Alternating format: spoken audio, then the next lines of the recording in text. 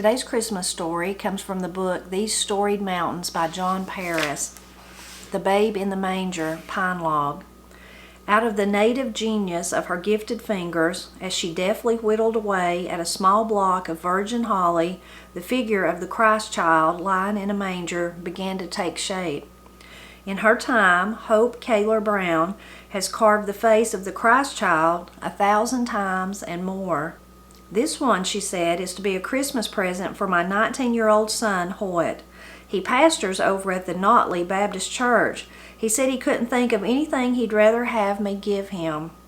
She paused a moment to study the piece of holly that was fast becoming a plump-cheeked baby, its sleepy head resting on a blanket fallen in gentle folds from a manger. Her Madonna-like face caught the glow of the late afternoon sun as it slanted through the living room window and fell across her workbench where a host of other symbolic Christmas figures stood at attention. "There's hardly a week that goes by that I don't carve at least one Christ child," she said. "I reckon I've carved more than 1,000. Mrs. Brown, a small woman of 52, whose black hair is beginning to take on threads of gray, started whittling with a purpose back in 1939. That was the year I began attending the John C. Campbell Folk School down at Brasstown, she said. I walked the 5 miles from my home here on Pine Log once a week. I had a baby slung over one hip and a box of carvings on the other. She recalled that it was Mrs. Campbell who carved the first Christmas figure, the Christ child, at the school and showed it to the wood carvers who had come to learn under her. Mrs. Campbell said it would take a mother who had children of her own to do it. She gave me one of her carvings to study, and I did it, and I've been making them ever since. Mother of 8 children, each year Mrs. Brown used her least one as the model for her carving of the Christ child creche figure. It did help to have a little one, seeing its features, she said, but now all my children have grown up and married. I just go by my memory now. Over the years, she has been the only wood carver at the school entrusted with the delicate job. She is the only one who seems to be able to create a truly baby face out of the hardwood that is holly. In addition to the Christ child, she does several other Christmas figures: Mary, cherubs, a large standing angel, Gabriel, and a mother with a child on her back. These are her contributions to the creche carvings for which the Brasstown carvers are famous.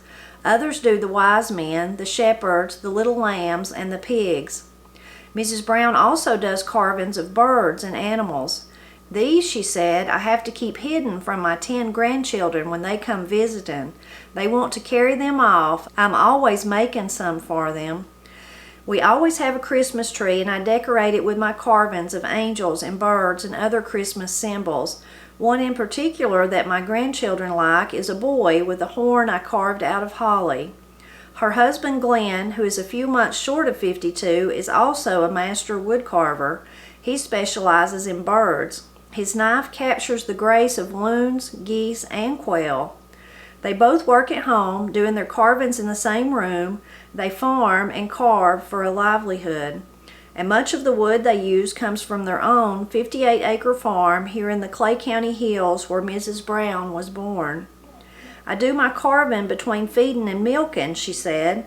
I put in from 8 to 10 hours a day at my carving. It takes about half a day to do a Christ child if I work steadily. She uses the simplest of tools, a wooden mallet and chisel for her standing angel, and a pocket knife for most of her other work.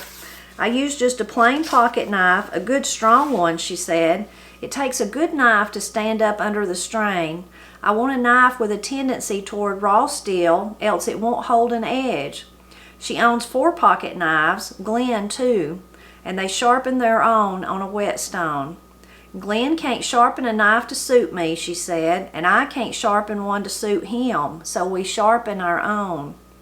Although she didn't start whittling with a purpose until 28 years ago, Mrs. Brown has been toting a pocket knife since she was 9 years old. When I was 9 years old, she said, my father lost his arm. That's when I took up using a knife. I had to be the boy of the family. I always had his pocket knife. He couldn't keep one for me having it, but all I made with it back then was stick dolls and whirligigs and things like that. She paused in her carving, let her fingers run over the satiny finish of the piece of holly, day down deep in the shadows in the room, making way for night. She smiled, laid aside her knife, and then sat for a moment, holding the carved figure of the Christ child in her hands. Now, she said, all it needs is working over with sandpaper until each curve is smoothed to a velvet finish. But before that, there was the milking to do.